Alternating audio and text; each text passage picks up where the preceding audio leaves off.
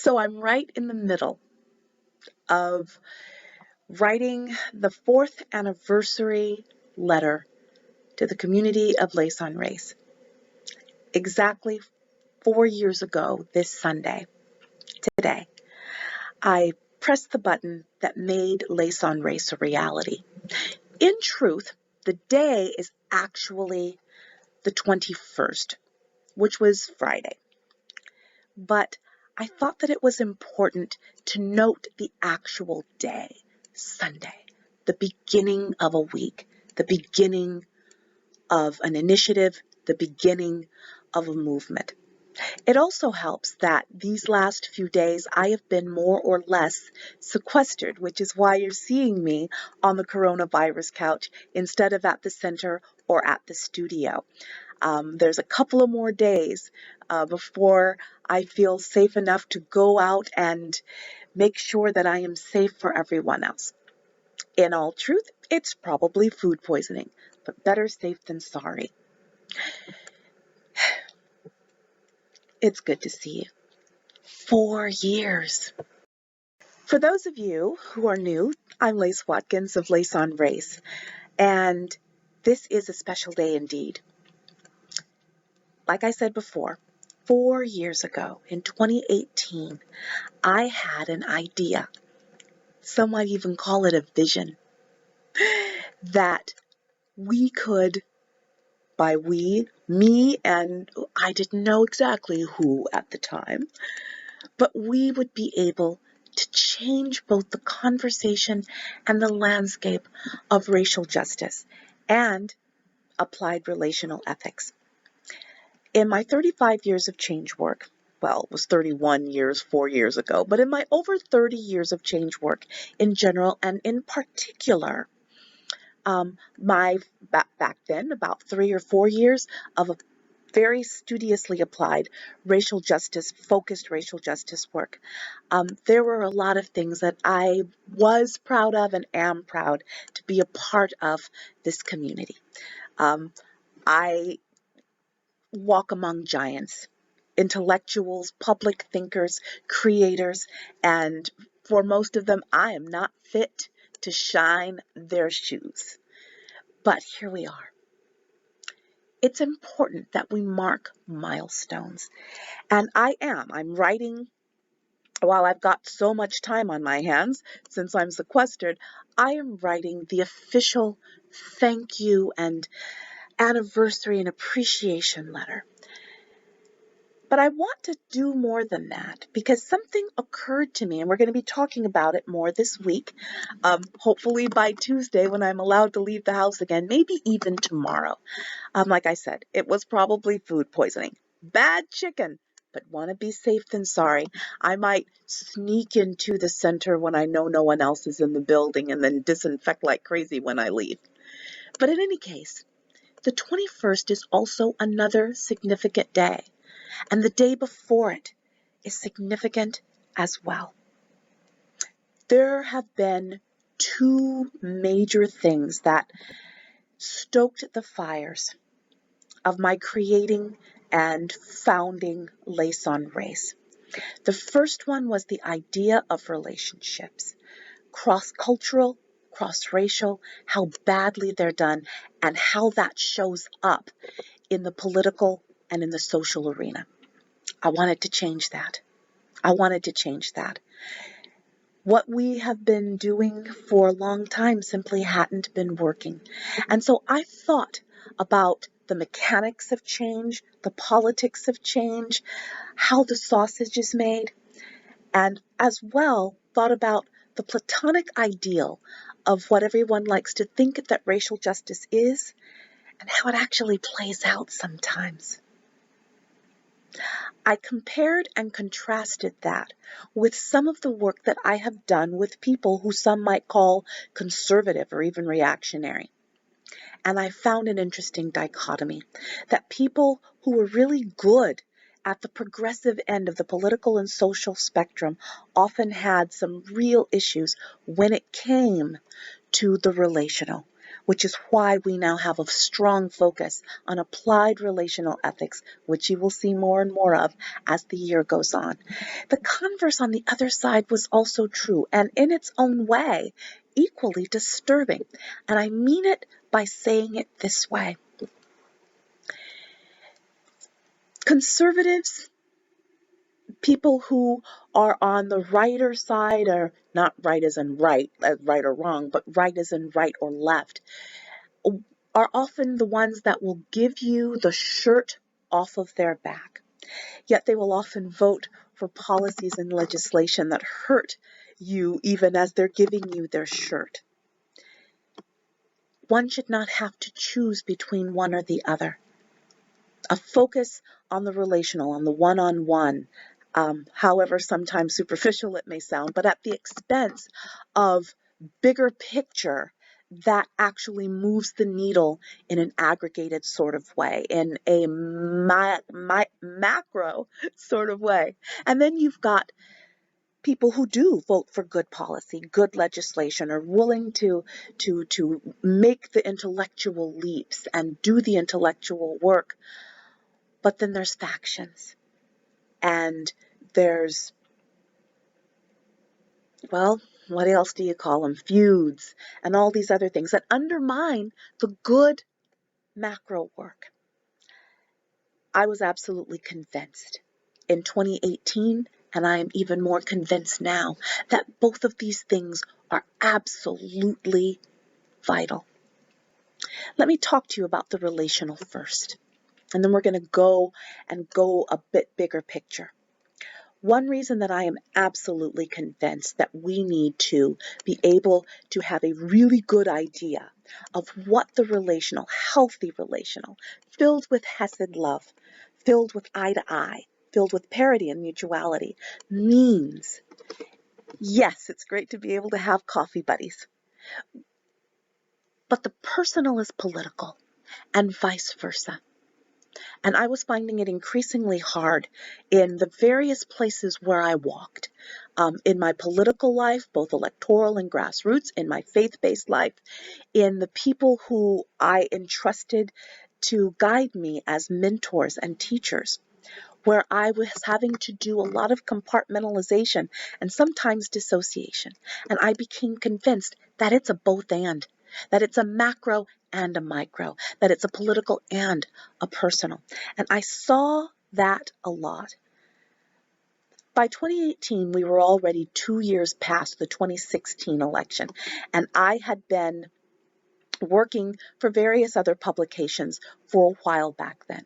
And I'm going to talk about that in the essay, which you will see soon. But I want to talk about 2016 and 2015 first. 2016 and 2017 particularly.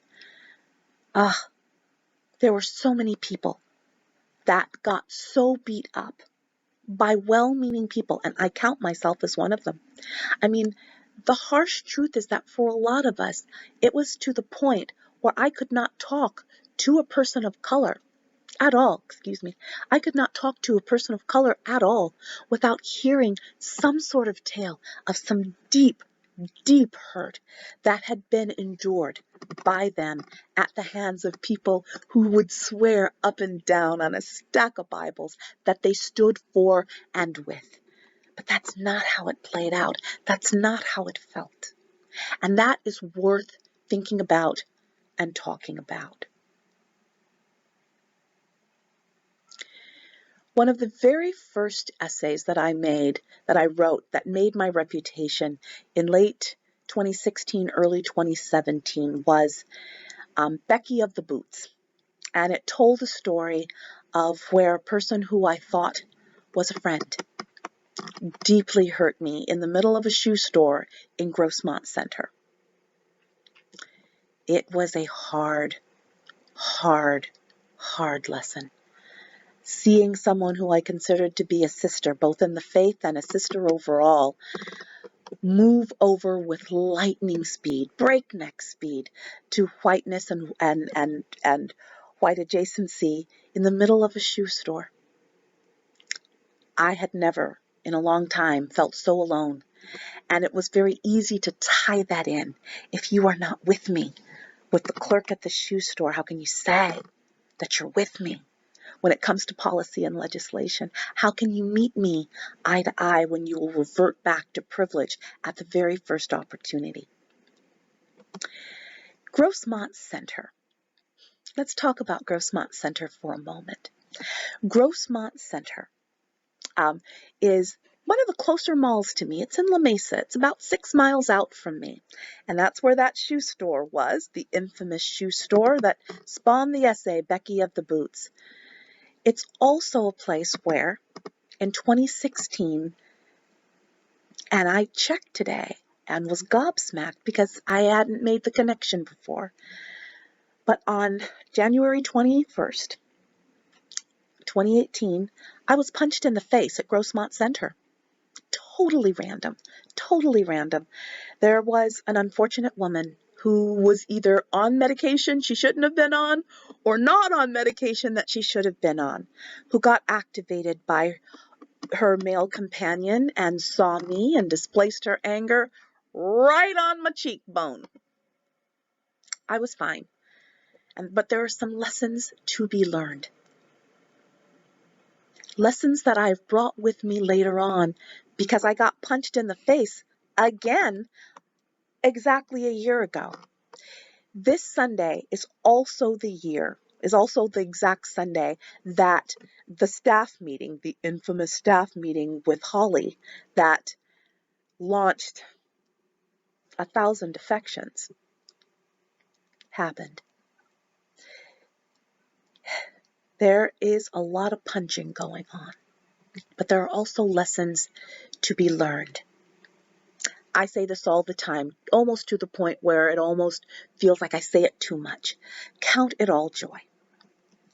And I do. And we're going to talk about these 3 discrete incidences that all happened pretty much around the same week. The betrayal that I felt from Anne, Becky of the Boots, getting punched in the face by a random woman in La Mesa, and what happened with Annie and Holly and Chris. If these last 4 years have taught me anything, it's that one can take body blows and survive. I want to talk, though, first about Anne, because that is where everything turns. Where everything turns. It took years, literally years, for us to come to reconciliation. And when I say reconciliation, I mean it. I am actually going to link below the essay that I wrote about Anne Tolsches and I and my reconciliation. And it was a deep restoration.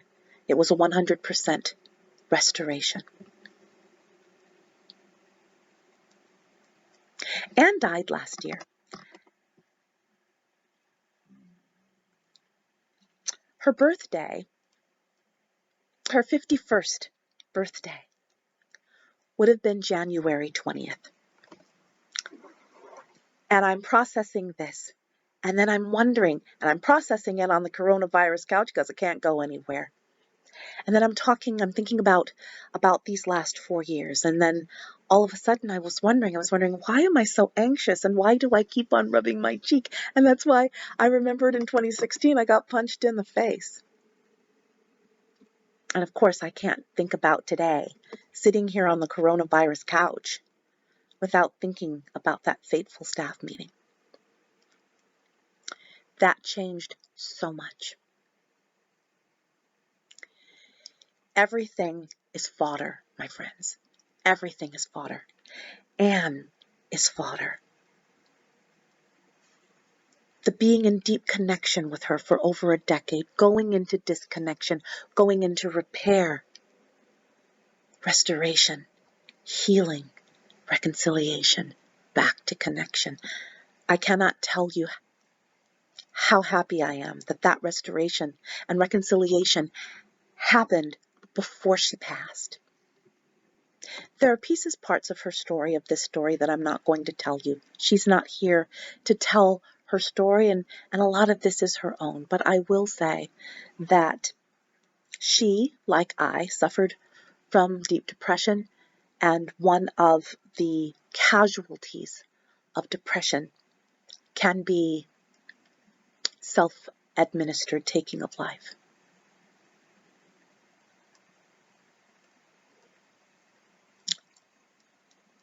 No moral heat, no moral judgment. Anne Tolsch was a woman of God with demons, just like me, just like the woman who punched me in the face in 2016. The difference was with that woman, there was no restoration or reconciliation. But believe me, I tried. Most of you know that I come from an Anabaptist background. We are all about nonviolent communication, and we are also about victim offender reconciliation programs. Now it's called RJUMP, Restorative Justice Mediation Program. And so when I got hit in the face, and we're going to talk about the whole thing in another video. But when I got hit in the face, one of the things that I wanted, that I insisted upon, and so much for listening to victims, that I insisted upon was that we go through a reconciliation process. As a substance abuse counselor, I knew that the woman who legitimately terrified me that night was not in her right mind. So what would it look like if we either got her on meds she needed or took her off meds that she didn't? And we were able to go through a restoration process that included accountability, but with Hesed. Well, that took the sign off of the San Diego County District Attorney, and that did not happen. There's a lesson here that you can want the best outcome, but there are sometimes forces and powers and principalities and institutions and systems that will work against you. That's what happened here. I will never forget being in the back of a police car because she had run off. She wound up at the trolley station, and I had to identify her. And at first, they said, you don't have to get out of the police car. You just need to point at her, and it'll be fine.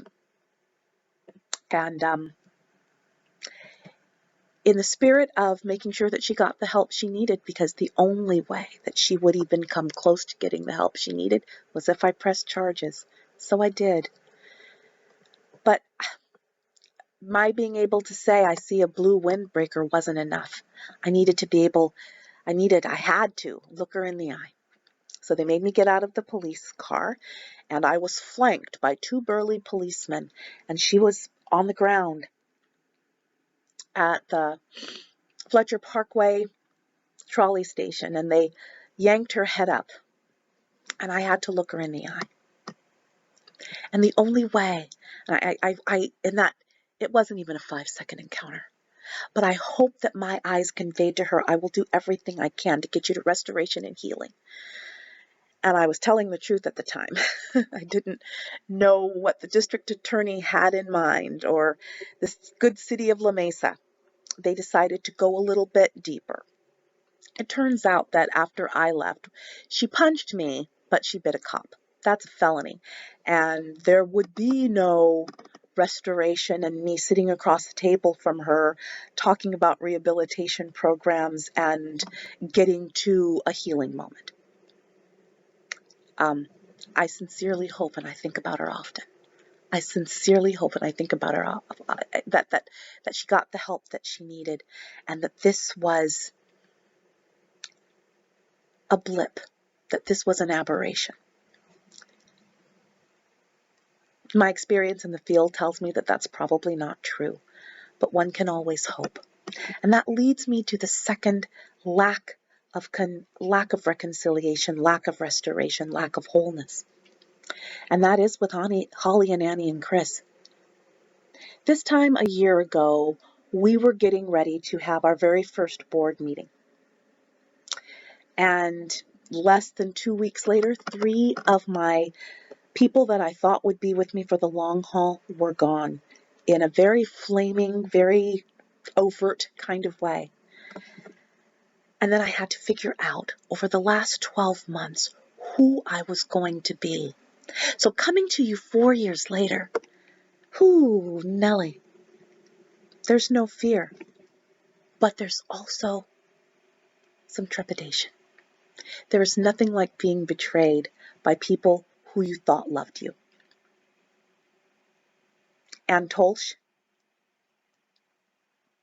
Holly and Annie and Chris. You know, the cleanest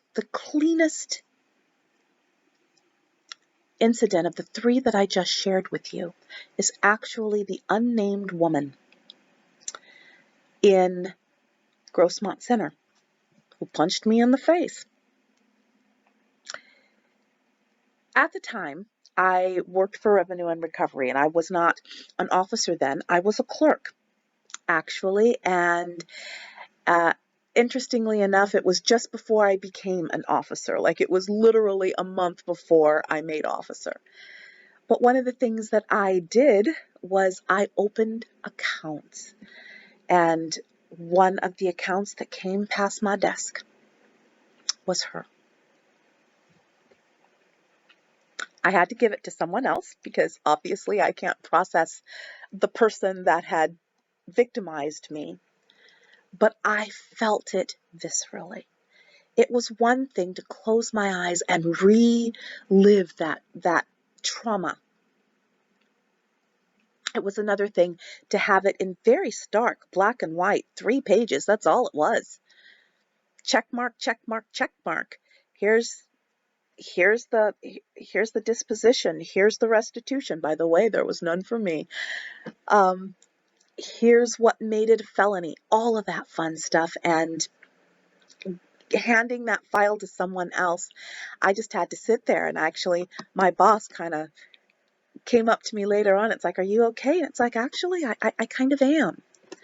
But during that same time, and I'll talk about it later, I actually got to speak to a few other people whose name was Watkins. The cop who came to my aid when I called him, and he met me in the Walmart at Grossmont Center.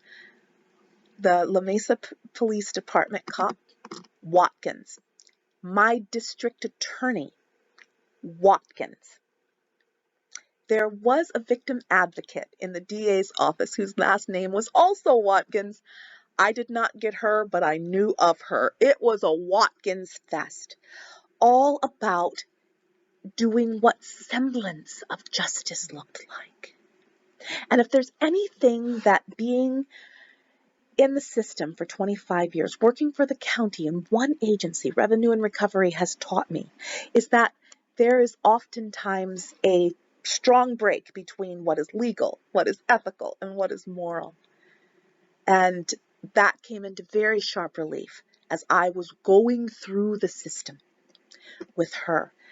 When DA Watkins called me with victory on his face, because I actually posted it up on Facebook, baby's first subpoena, when I was subpoenaed because I was going to have to take the stand as a witness. But it turned out, the day before, as is usual, the district attorney and public defender cut a deal.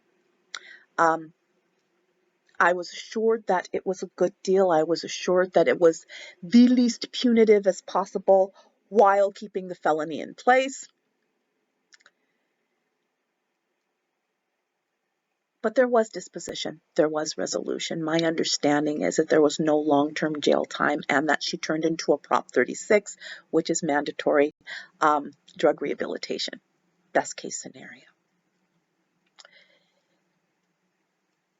Restoration and healing with Becky of the Boots, with Ann. I will not call that an achievement, but I will call that a joy. To be able to really, really walk in the valley, in the crucible with someone. This is what you did. And I understand that there are really, really good excuses, good reasons why. As someone who suffers from mental illness, because major depressive disorder, even though I'm productive, is still a mental illness. And I will wear that mantle. That does not necessarily, it does not excuse bad behavior. And to have Ann come at me years later and to see the work that she had done. By the time we were reconciled again, she was living in Chicago. and doing her best to stay strong, to stay faithful, to stay healthy. But there are only so many things that medication can do. There's only so much that talk therapy can do. I still wonder what it would have been like if I had never had the over 2 years of healing and restoration that I had. Actually, 3 years of healing and restoration that I had with Anne. That is what has given me strength. And having that happen in 2017, 2018 was a big reason that I started Lace on Race, because I can tell you unequivocally that it's possible. That it's possible to have deep, sustaining, truthful, hesed relationships. That's true. It was true in 2018. It was true last year. Do I think about Holly and Annie and Chris? I absolutely do. Is the door open to reconciliation and restoration? Absolutely. But it would take a walk through the crucible. And the people that have shown me how to walk through crucibles unflinchingly is why I come to you unflinchingly today on our 4th anniversary. There's so much more. There's so much more to do and to learn and to grow and to go into valleys and crucibles together and come out on the other side. And I want to do that with you.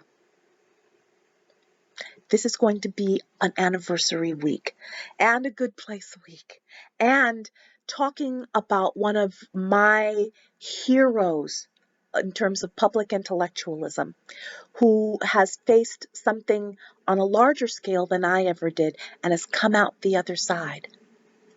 She has my deep respect, and there are lessons to be learned in her story as well. I want to have fun with you. I want to laugh. I want to talk. I want to get deeper and deeper and deeper. I want to wear different wigs. I want it all. And I want it all with you.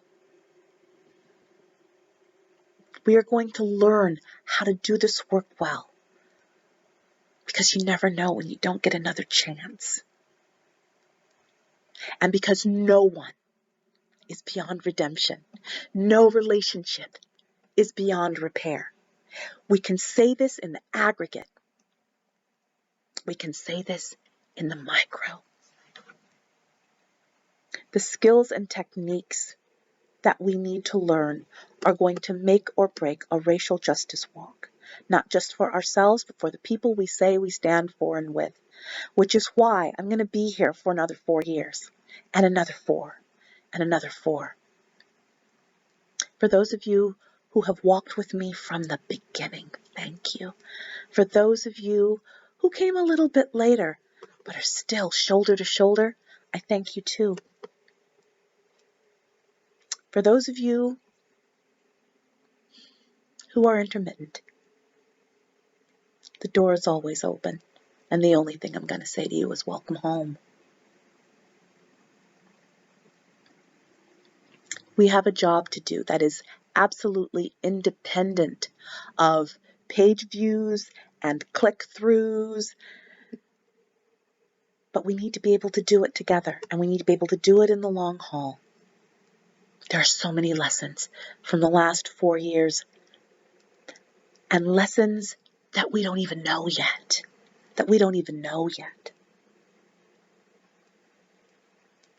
The road to racial justice wholeness is not easy. I've never said it was, but it is vital. Thank you for 4 years of allowing me to skip with you in fields and orchards, and to be on my knees with you in crucibles. I love you hard. Let's keep walking.